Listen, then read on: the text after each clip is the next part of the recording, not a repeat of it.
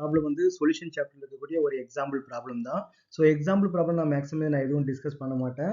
இது வந்து பார்த்தீங்கன்னா, உங்க டெக்ஸ்ட் புக்ல வந்து பார்த்தீங்கன்னா, ரொம்ப லென்த்தியா கொஞ்சம் கன்ஃப்யூஸ் ஆகுற மாரி குடுத்துருக்காங்க. அது கரெக்ட் தான். கான்செப்ட் எல்லாமே கரெக்ட்டா தான் குடுத்துருக்காங்க. பட் ஆனா அத அண்டர்ஸ்டாண்ட் பண்றதுக்கு நமக்கு வந்து ரொம்ப கொஞ்சம் கஷ்டமா இருக்கும்.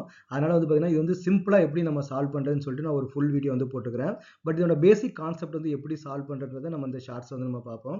இங்க கொஸ்டின் என்ன குடுத்துருக்காங்கன்னு பார்த்தீங்கன்னா, 2 gram of benzoic acid dissolved in 25 gram of benzene shows a depression in freezing point equal to 1.62 Kelvin.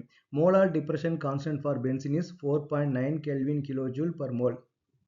What is the percentage of association of acid if it is formed dimer in a solution? அப்ப நாங்க என்ன கேட்டுக்கறாங்க, percentage of association கேட்டுக்கறாங்க. அப்ப association வந்துட்டா நமக்கு என்ன அர்த்தம், அங்க வந்து I factor வந்து நம்ம வந்து யூஸ் பண்ணணும். அப்ப நம்ம கேட்டுக்கிறது என்ன கேட்கறாங்கன்னு பாத்தீங்கன்னா ஆல்பா. ஆல்பால இன் பர்சன்டேஜ் ஃபார்ம்ல வந்து நமக்கு வந்து கேட்டுக்கறாங்க. ஓகேவா?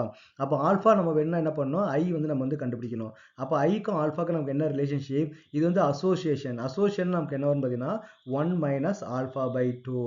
ஓகே, இதே டிசோசியனா இருந்துச்சுன்னா நமக்கு வந்து 1 plus alpha வந்து நம்ம கொடுத்திருப்போம். ஆனா இங்க வந்து டிசோசியேஷன் கேட்கல, அசோசியேஷன் தான் கேட்டுக்கறாங்க. அப்ப I is equal to 1 minus alpha by 2. அப்ப முதல்ல நம்ம என்ன பண்ணா I கண்டுபிடிக்கணும். I எப்படி கண்டுபிடிக்கலாம்? இங்க என்ன கொடுத்தாங்கன்னா டிப்ரெஷன் இன் ஃப்ரீசிங் பாயிண்ட் வந்து கொடுத்திருக்காங்க இல்லையா? அப்ப டெல்டா TF வந்து ஃபார்முலா யூஸ் பண்ணலாம். அப்ப delta TF is equal to நம்ம I வந்து யூஸ் பண்ணணும். IKF into molality இல்லையா? அப்ப molality நம்ம வந்து எப்படி யூஸ் பண்ணலாம்? IKF molality நம்ம என்ன பண்ணா N2 divided by weight of the solvent வந்து W1 into 1000. ஓகே, அப்ப நமக்கு N2 னா நமக்கு என்னது, which is equal to IKF.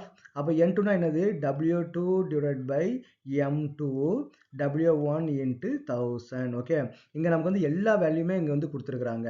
இப்போ ஃபார் எக்ஸாம்பிள் பார்த்தீங்கன்னா டெல்டா TF வந்து பார்த்தீங்கன்னா 1.62 கொடுத்துட்டாங்க.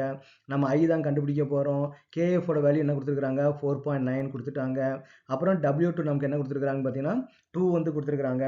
M2 வந்து பார்த்தீங்கன்னா இதோட பென்சாயிக் ஆசிடோட மாலிகுலர் வெயிட். பென்சாயிக் ஆசிடோட மாலிகுலர் வெயிட் நமக்கு எவ்வளவு வரும்னு பார்த்தீங்கன்னா ஒரு 84 பிளஸ் வந்து பார்த்தீங்கன்னா ஒரு 32 பிளஸ் 6 எல்லாத்தையும் ஆட் பண்ணா நமக்கு என்ன வருது, 2 ரிமைனிங் 1 for 122 அப்புறம் பார்த்தீங்கன்னா வெயிட் ஆஃப் பென்சாயிக் ஆசிட் நமக்கு எவ்வளவு கொடுத்துருக்காங்க, 25 கிராம் கொடுத்துட்டாங்க.